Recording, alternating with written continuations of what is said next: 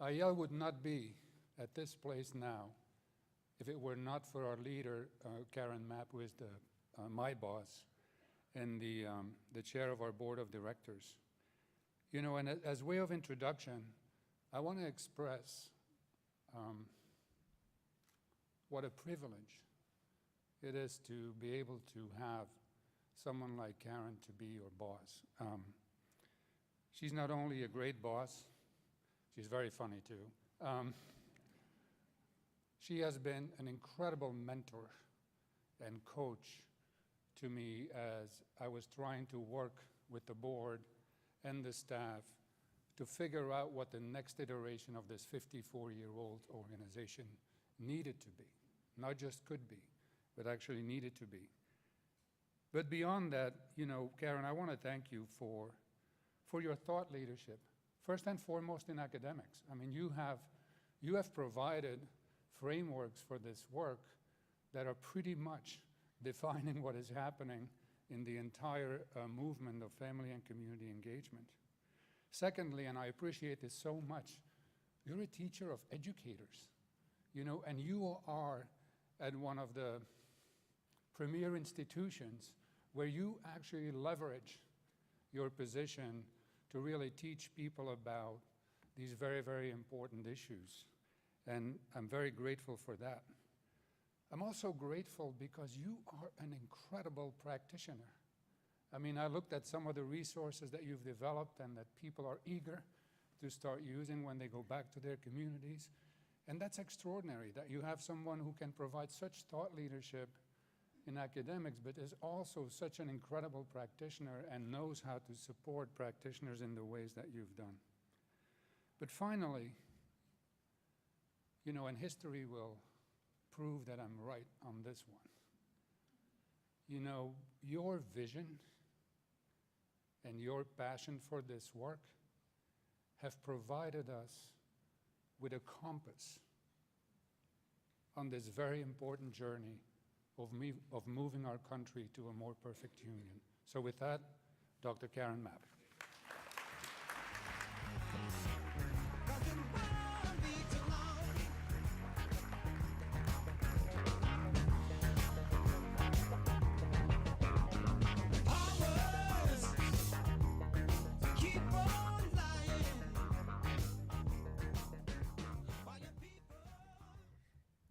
Boy, I told Johan, I said, you're gonna make me cry before we even get started today. Because one of the other things that my buddy Michelle Brooks knows, we boo-hoo at the slightest drop of anything. So I was trying to hold it together over there, but thank you so much. I really appreciate that. And it's a pleasure to work with IEL and all of its staff. And I feel honored and blessed that they chose me to be the board chair. So it's a very reciprocal relationship in terms of a mutual admiration society. And I want to thank everybody for sticking it out to Friday, to the last part of our conference. And I think we're going to have some wonderful fun today. I have 3 absolutely spectacular educators that are going to be coming up in a minute. But I first wanted to talk to you a little bit about last year. I actually asked many of you when we were in San Francisco to participate in a task, and I wanted to give you an update on that because you're probably saying, you know, Karen had us do all this work with this poll everywhere thing in San Francisco, and now what's happened with all of that information? So I just want to give you a quick update. How many of you were in San Francisco last year?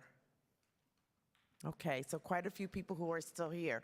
So you might remember I asked you to be involved in a Poll Everywhere survey where I asked you for feedback on the dual capacity framework for family school partnerships, which I authored back in 2011, and it was actually introduced at the first IEL FACE conference in Cincinnati. And it's been a guide for a lot of the work on family engagement. We tried to create a tool that would help people identify what was effective practice. But I'm one of those people who thinks that every once in a while we should look back on our practice and see where it could be improved. And so I asked you to give me some feedback, which you did. So there were 3 or 4 questions that I asked about, do you know about the framework? Are you using it? What kinds of improvements would you make to it? And there were 3 themes that came out of what you said. I actually had a wonderful student, Brittany, and she looked through all the data. We had about 400 or 500 responses to each question. And what she did, this is actually too early. You can take that down. Well, I'm going to use that in a minute. So what she did was she looked at the themes that came out of what you said. So I don't have a PowerPoint for this because I actually didn't want to show it to you yet, because I know what y'all would do. You take pictures of it, and then you start floating it around and using it and everything else. So I'm going to wait. And you're going to have to wait for it. For maybe the next year in Reno, I'll introduce it to you. But I just wanted to give you a little taste of what you told me and what I'm going to try to incorporate into the new framework. First off, you said that relationships are the driver of everything that we do in this field. And relationships were built into one section of the framework, but it was mixed in with other things. What you told me was that we actually have to lift that out and make it a part of the framework that everything has to go through before anything else. So that was one thing that you told me, and you will see that in the new version of the framework. The other thing that you said was that you wanted cultural and contextual responsiveness to be lifted up in the framework. We know that our practice has to honor and respect the families and the children that we serve, which was so eloquently represented in Carlos's story. So that's also going to be more prominently featured in the framework, that our practice has to be culturally and contextually responsive. So that's what you also told me. And then finally you said, you know, with all due respect, Dr. Mapp, we don't like that graphic. It's kind of clunky. And, you know, back in the day when I put that together, I was working with a doctoral student, and he was an artist, and we worked on it, and my friend Amir actually helped me out with it. So now I'm very, very grateful to the folks at Scholastic, because they literally turned over their graphic team to me, pro bono. And they're helping me design a new graphic. And what you said was you wanted to see the families and the school staff somehow or another come together in the graphic. So that's what they're working on. Stay tuned. I did want to make sure I said something today, because like I said, I wanted to let you know that your feedback was really important to me, and I am using it to design the new framework. So stay tuned, and we'll get back to you on that. So now we can put up the slide. Okay. So some of you have seen this before. This is a representation of work that was done by the Chicago Consortium on School Research in a book that they wrote called Organizing Schools for Improvement: Lessons from Chicago. And actually in the document, Partners in Education, that explained the first dual capacity framework, I put this in there because what it did for us in the family and community engagement field was it really validated our work. What they did was they looked at schools in Chicago, and they were trying to figure out why were some schools able to succeed and others were not ever able to move forward, no matter what they did. And they were actually shocked at what they found out about how and why schools improve. They identified 5 essential supports. And I always describe this as a cake recipe. We all know that a cake has essential ingredients. Well, what they found out was these were the 5 ingredients that have to be in place before our schools will improve. That rectangle over on the right-hand side, that's the relationship between the student, the teacher, and the content. My colleague Richard Elmore calls these sort of the 3 ways. It's the instructional core. It's the 3 relationships that have to actually work in the classroom in order for our children to succeed. But you can see that all these other 5 circles have an impact on what goes on in that classroom. The first thing that they discovered was that leadership matters. The school leader makes a huge difference and drives all the change in the building. You also have to have strong professional capacity. You have to have teachers and custodians and school nurses, and everybody in the building has to want to be there and want to learn. You have to have a student-centered learning climate where you ask the question, and I've heard this question asked here at this conference, is this best for the kids? Not, is this best for the adults, right? You also have to have good professional development, instructional guidance, but they also told us that you cannot improve your schools unless you have parent and community ties. And they've changed this to family and community engagement.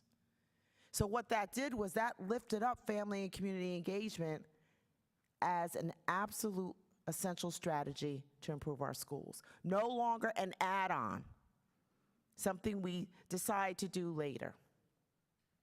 But what this also does is it really positions the school leader as being key to this work. And so in talking about the plenary, Gracie and I said, you know what, we haven't ever had a panel with school leaders at the conference. And so I thought that that would be really important and powerful as a way to close out.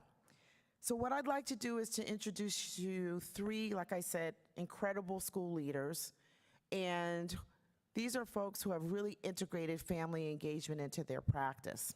So I'd like to call them up to the stage: Monica George Fields, James Jones, and Amir Kim El-Mallawany. Please join me in welcoming them to the stage.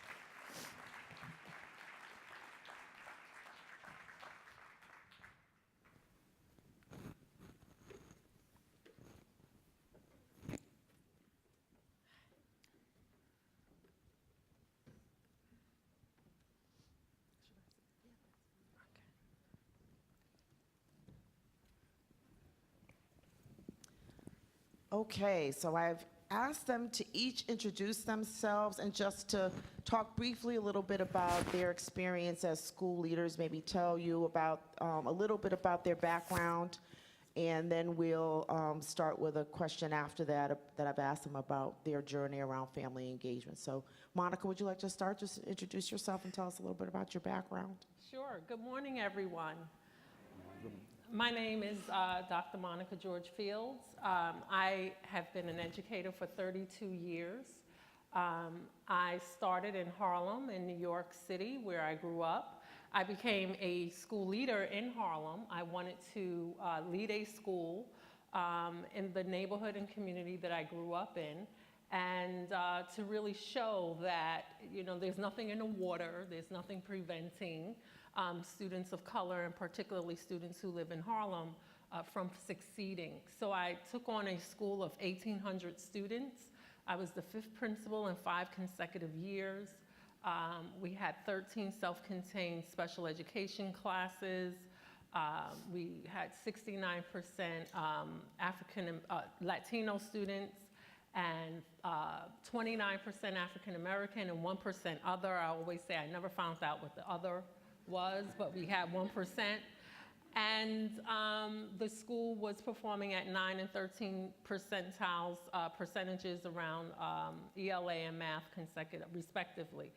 So I took on that school, and with the assistance of my staff and my team, we were able, and particularly, and you'll hear about this later on, with pulling in our families from the community, we were able to turn the school around, and it got off of the identification list, the federal identification list, which it had been on for over 10 years.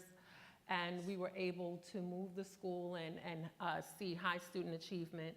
One thing I promised the staff was, and the families, was that in 6 years, that first inaugural class, because it was a K through 5 school, so by 6 years later, after taking on the school, that first 5th grade graduating class would have been the kids with me consistently. So I promised that they would be the first 90-90-90 class, 90% minority students, 90% Title I, and 90% performing at or above grade level in both ELA and math. And I'm pleased and happy to say that that's exactly what happened. And from there, I moved on. So I'm not going to take any more time from my fellow panelists, but that's the school I led, and we did a lot of work around family and community engagement. My name is Amir El-Mallawany. I'm representing the Cleveland Metropolitan School District right here at home.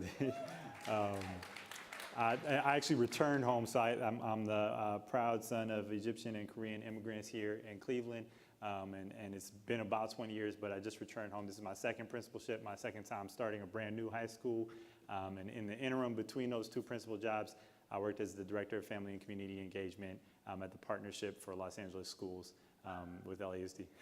Thanks, Claudia. My name is Dr. James M. Jones. I am the proud principal of the Robinson Elementary School in Toledo, Ohio. It's my first principalship in the public schools. I had one previous principalship for the charter schools, and that was Great Expectation, also in Toledo, Ohio. My first year of teaching, I happened to be able to teach across the hall from our present superintendent. And so he asked me to come on back to Toledo Public Schools, where our career started, and be the principal of a 99.9% Title I school in Robinson Elementary School. Like you said, that 1% other, I still have not found it. So we're about 98, 99% African American. And last year I had the opportunity, or year before last, I had the opportunity in November to join that staff. And by the end of the year, we decided that we needed to do something more as far as family and engagement in our community. And so we asked a group, and I believe they're here from Minneapolis, Minnesota, of teachers to come down and train us for home visits. And it has made a magnificent difference. And we only got a chance to visit about a third of our families, but we lowered our suspension rate 65%. Wow. We improved our instructional hours for students 65, 70%. And we also had, and this is across the board, an cumulative calculation of a 62.8% growth in academics. So in 1 year, we've done a fantastic job at Robinson, and we just want to continue that. Okay, thank you so much. So now what I'd like to do is to have the three of you share, when did family engagement, community engagement become a part of your practice? Was there an aha moment where you realize, oh my goodness, this is something that I really need to integrate into my own practice? So could you share with the audience, how did you come to see this as an important part of what you do as a school leader, educational leader? Monica, you want to start? Sure. I'll try to make this really succinct. I remember working in my school and sitting in my office with my team, and we were really focused on academics and school culture and just working on the internal and developing the school, because, 5 principals, 5 consecutive years, things are just not organized. And so I was really focused on academics, and we had seen improvements, but the point of frustration was always with our families. And something had happened with one of the 1,800 students, and my team, we were all in my office, and someone was just expressing their frustrations, which we had done several times. And I was sitting there very quiet, just listening, and they were describing what they thought the student parent was at home doing at that moment, and what most of our parents did at home during the school day, that they could not come into the building and assist with their children. And as I was sitting there listening and not engaging in the conversation, this time I was able to really hear what they were saying, and I realized that they were describing my mother. That any educator, when I was going to school and I was the youngest of 5, could have probably said the same thing about my mother.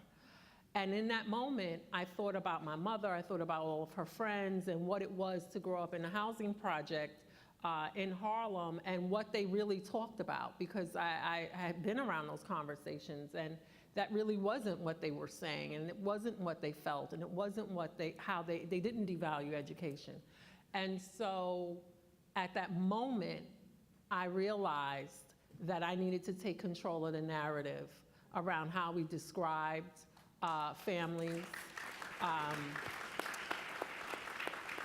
and how we interacted with them, and what our implicit biases were of the families of the students in our school. And so I immediately changed the conversation and started telling them stories about that could have been what people said about my mother, but let me tell you what the conversations in the kitchen really was about. And so we started on that trajectory, and we started thinking and talking about how we were going to not expect families to come to us, but how we were going to reach out to them, and changing our mindset from involvement to engagement. And I had, at that time, I met you and talked to you a lot and knew your work. And so I started bringing in that concept of engagement versus involvement, and talking to them about the ghosts in the room, and talking to them about all of these different concepts that we really needed to take hold of and control. And we changed our parent monthly meetings from 1 in the morning and 1 in the evening to Saturday mornings, because our parents in that community were going to the laundromat, they were going grocery shopping, they were doing all those things. And we started having a lot of our family engagement activities and events on Saturdays, and particularly in the morning. They would come in with their shopping carts before going to the laundry or going shopping, and sit and have the meeting, and we would, have children,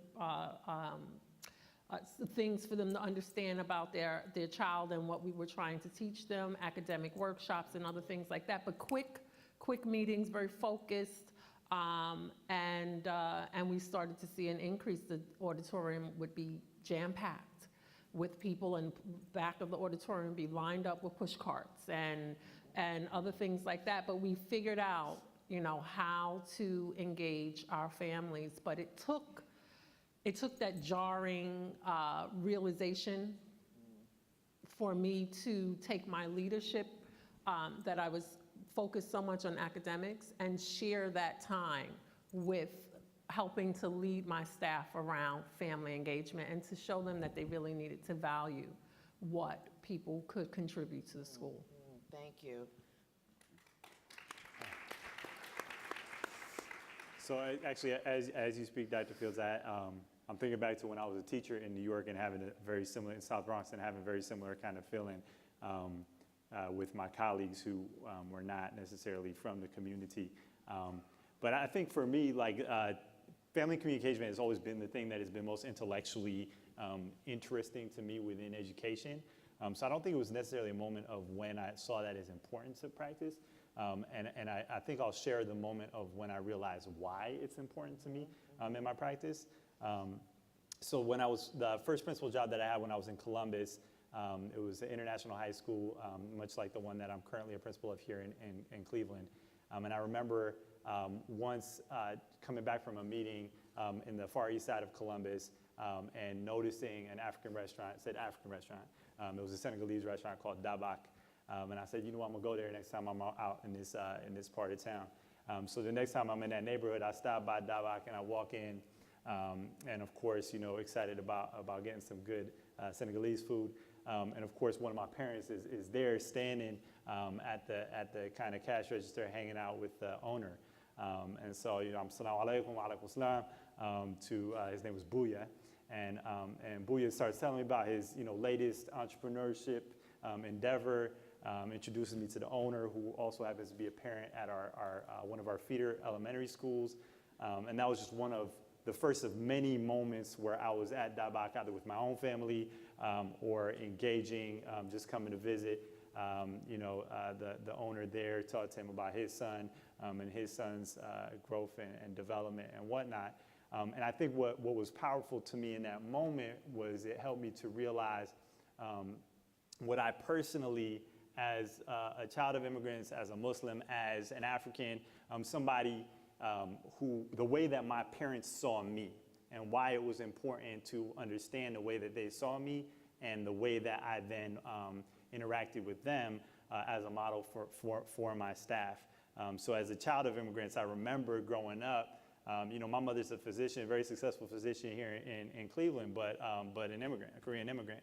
So when we're in our neighborhood in the eastern suburbs of Cleveland, I remember the rage and the shame that I would feel as a child of immigrants when somebody random treated my mother as something other than the hero that she was in my eyes, and spoke to her as if she didn't understand English or as if she was something other than this highly educated, very empowered woman who I, adored and looked up to.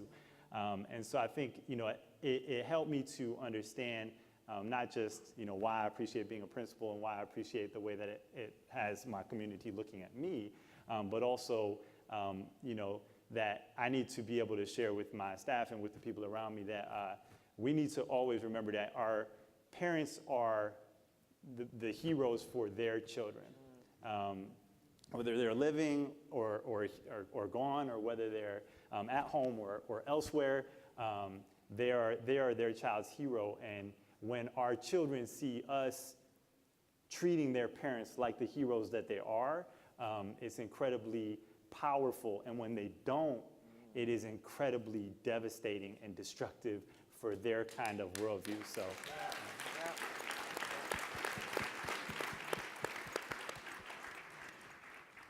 I think my first experience for family engagement came right before we decided that we would do home visits at Robinson.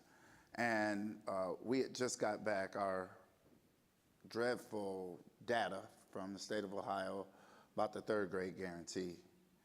And those of you from Ohio know what that means. If you don't pass, you are going to probably you're going to fail the third grade and you'll have to do it again. And so I was tasked with sending out letters to parents in the third grade and to see if they would take our summer raise program, which is basically summer school for those students, and it helps them pass the test. And I had a student that, shortly after the home visit training, I had a student that just stopped coming. Several students in the same neighborhood, actually, who just stopped coming to summer school. And so what I did was I partnered up with my third grade teacher. I said, well, if they're not going to come to school, and if our numbers are going to look like, or continue to look like they look, we're going to go out to the house, and we're going to make sure that they know how important it is for their child to be at school. At the time, our district had a new policy that if you lived within 2 miles of the school, they would not send a bus. That's for summer school, and that was also for school during the school year. And so the third grade teacher and I, we got our things. We scheduled several meetings, which the parent, the first 3 of them, she found a way to give an excuse for us not to be there. But we finally got her to let us come and sit on her front porch. And I got to her front porch, and I noticed that this was a single mother with 8 children. 8 children that actually attended my school with different last names. And I didn't see the familiarity with them from person to person. Maybe a brother and sister that were close together, but not the kindergartner that was to attend this year. And I decided to have a mind shift that we would not talk about why your student didn't make it to summer school. I wanted to talk about the hopes and dreams of the parent for her child and the child's hopes and dreams. And as we sat there and we talked about their hopes and dreams, the parent let me know indirectly why her student did not show up to summer school anymore. And come to find out, right in front of her doorstep, there was a murder earlier last summer. And shortly after that, 2 weeks, there was a murder in the alley right across the street from her home. Our home had been vandalized by other children in the neighborhood, bricks and so on thrown through windows, and I understood then that we can't any longer act like or sit at the school and say that parents don't care about their child's education. They very much do.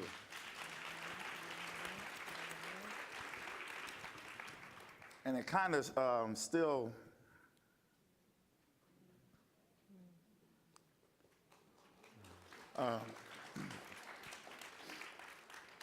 it touches me that the parent and the students took a picture with us and how proud they were that their principal would be at their house just to talk about hopes and dreams. And so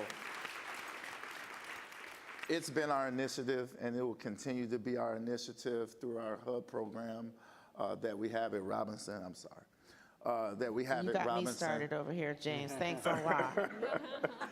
And so and it's going to be a strong initiative for us. And we're going to continue to drive the family engagement, because until we know the hopes and dreams of the parent for the student and the hopes and dreams for the student of our school and for our faculty, I don't think that we could ever capture culture and climate or get a great academic score in the academic realm. So I talked at the opening about relationships. See now, you got me started. Where's the tissues? Whenever I'm up here, you should always have a box of tissues because I'm always going to start the waterworks. Could you talk, James, you talked a little bit about this in terms of a particular initiative that you had, which really goes back to when I said that what you all told me about the framework was that relationships matter. So, Amir and Monica, are there particular strategies that you and your staff embrace that really get to this building trusting and respectful relationships with families? Because again, you know, I've talked about some of the research that has been done by one of my colleagues and another graduate from the Harvard Graduate School of Education, Sue Hong, where she is talking to teachers around why are they so successful to build relationships with families. And she talks about they recognize something called the generational disrespect that's been shown to a lot of our parents. And that you really have to be intentional about developing relationships to break down those barriers. So do the two of you have some stories of some particular initiatives that you feel were very effective in developing relationships of trust and respect between your staff and your families? So I'm thinking, and there were so many initiatives, but the one that I would highlight was one where I had developed a balanced scorecard for my school. And I learned this from one of the vice presidents, the president of JetBlue, who I had a very close relationship with his brother, so Mike Barger. He was doing he was in a doctorate program at the same time I was in a doctorate program. And his dissertation was focused on balanced scorecards for corporations. And I was at one of their board meetings, and we started talking about his work, and I started talking about my doctorate work. And I was very interested in the balanced scorecard for my school, but at that time we didn't have any, that we were using, so I had to develop one myself. The customer service portion of the balanced scorecard, which is about 10%, I decided would be around family and community engagement. It would be heavily emphasized around that. And so it was one thing to change the narrative and mindset of the people who were closest to me, my team, and they spent a lot of time with me, but I had 81 classes.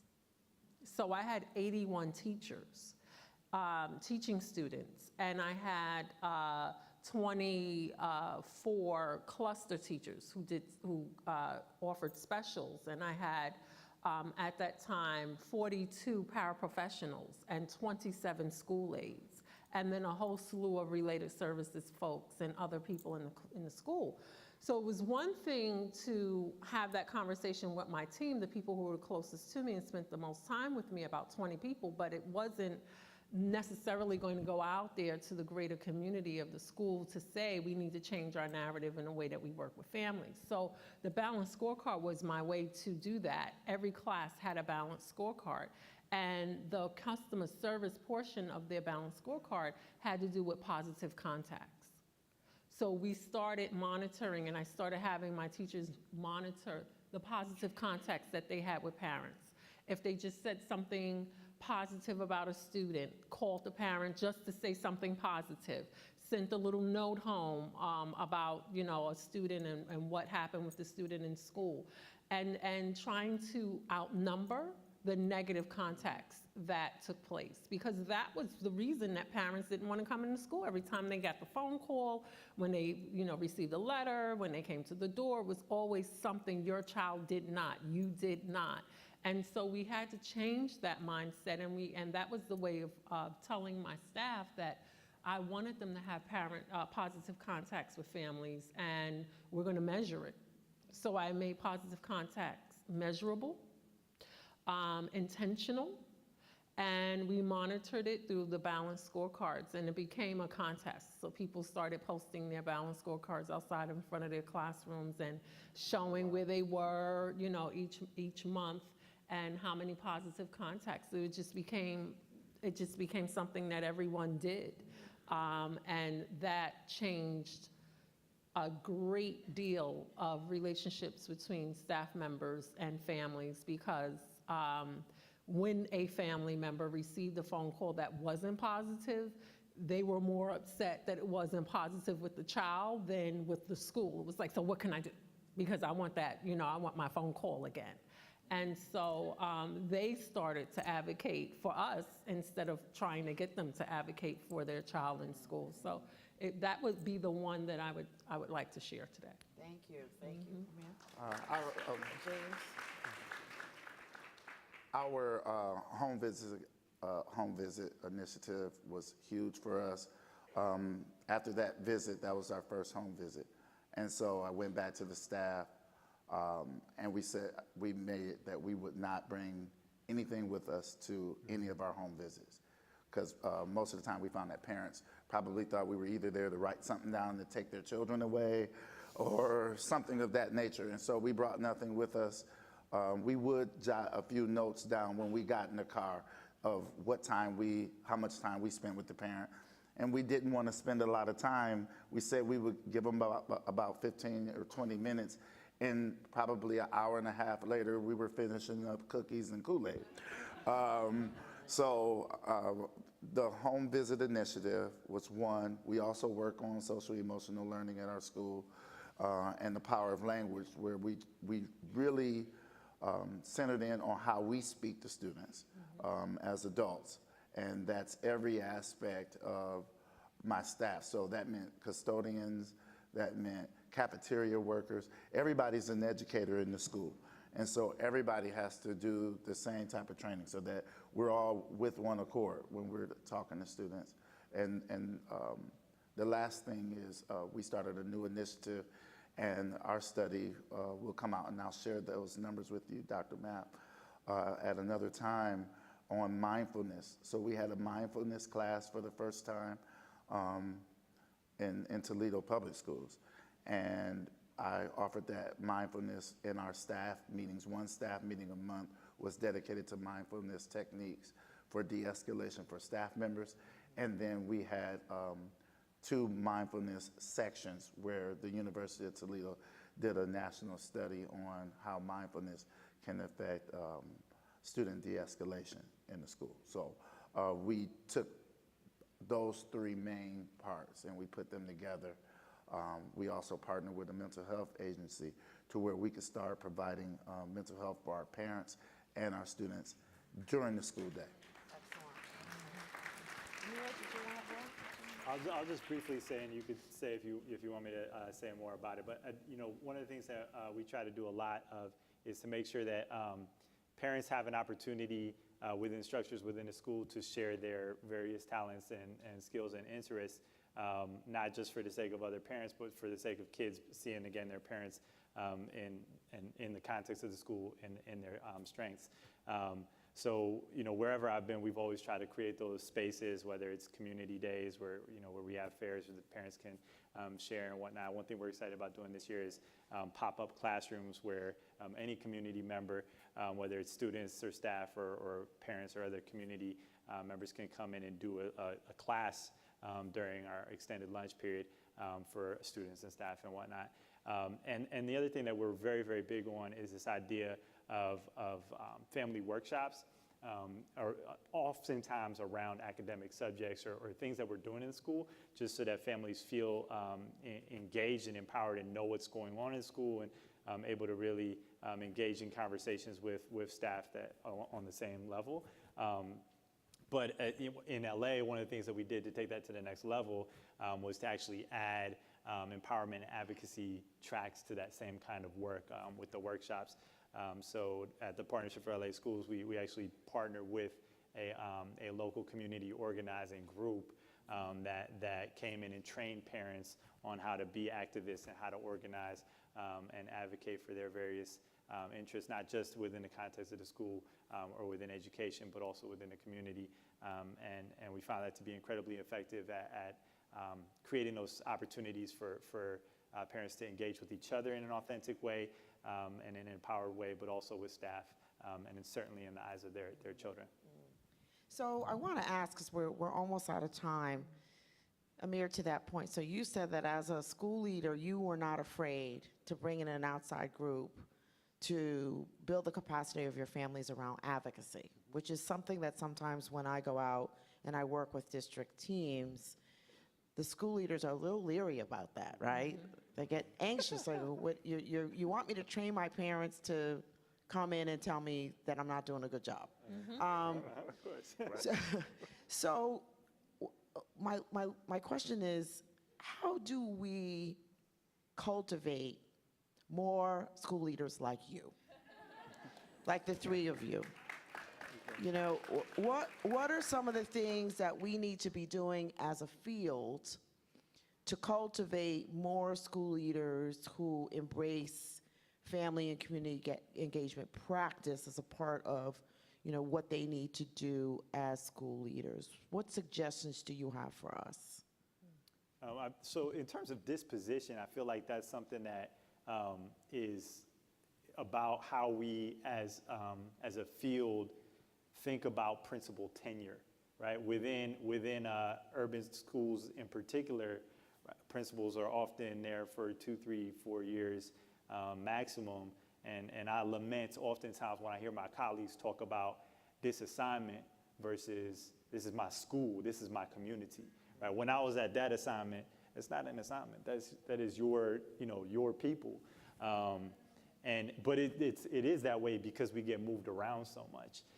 So I appreciate that when CMSD interviewed me, they were like, hey, can we be sure you're going to be here for the long haul? And I was like, absolutely. This is where I want to send my own children to go to school.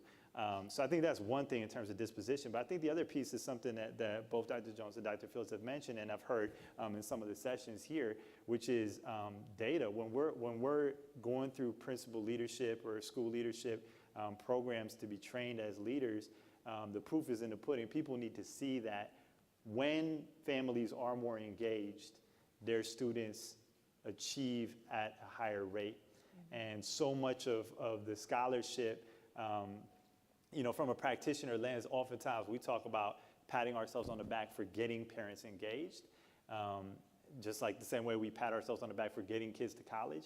And obviously it's deeper than that. The measurements are deeper than that. We want to see that kids are actually, the parents who come are also the kids who succeed, if that makes sense. Mm-hmm, mm-hmm. Any other suggestions? I would suggest that getting educators and school leaders to understand that if you really want to reach out to a family and really want to help students succeed, you have to develop a level of trust between the school and the families. And so often our families do not trust our schools because of their experiences when they were in school their neighbors or family members' experiences. As you said to me years ago, I never let it go. The ghost in the room, you're not just speaking to that person sitting in front of you. You're speaking to that person and everything that person is bringing with them. So you do have to develop trust so that you are able to care for the students that you have in a full way. And so the only way to develop that trust is to go out and to reach their parents and develop relationships with them. And then they will be more forthcoming and they will ensure that their children are with you because they trust you. And you will see some improvements in your school, but you won't ever reach your full potential without the families. And the only way we got to 90-90-90 is because at that point, we had the full trust of our families in our school. We probably would have made it to 60% or maybe 70% in math and ELA. We would not have made it to 90. 90 also included those students who weren't coming to school consistently, whose parents we were able to reach out or make home visits. I had a student that my family workers went to his house every day. Every day our routine was to go to his classroom, see if he was there, and if he wasn't there, go get him. And I said to the mother that I really don't care what you're doing in that apartment. When they ring that bell, know that they're there to get him. And let him come downstairs, you don't have to let them up, and they will escort him to school. And we did that every year for a year. And 3 years later, he became my foster care son.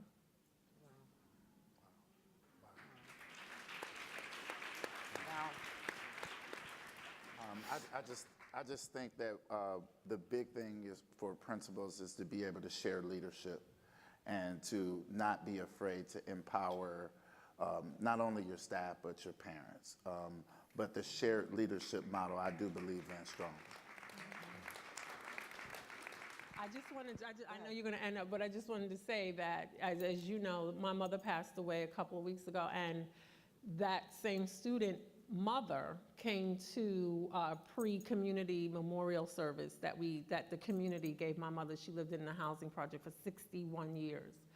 And she showed up. And when I saw her, I said, oh my goodness, I'm so happy because we never had a contentious relationship. She saw her son as I took him on as my son years after he graduated from my school. And my husband and I and his mother, the student's mother, we were all, my son's mother, biological mother, we were all standing there and I got into something with my husband. I was like, you're so hard on him and that's why he doesn't come around as often as he could.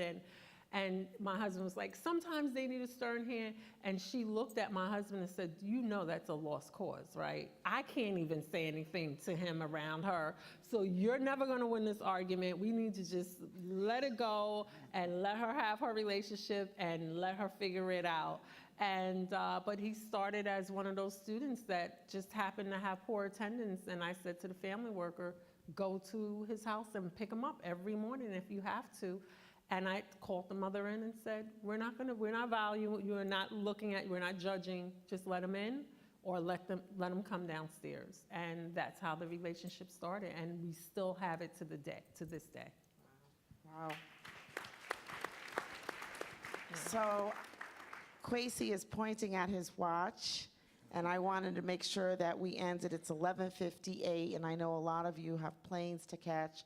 But I do want to say that this has been a wonderful experience for me to have the three of you here to tell your fabulous stories. I hope all of you are able to take a piece of the wonderful passion that these three educators have exhibited today. Push your states and your higher education institutions around how they cultivate principal leadership, because you can see how much it matters and how much of an impact they've had on the families and the students that have come to them. So please give them a wonderful round of applause. Thank you so much.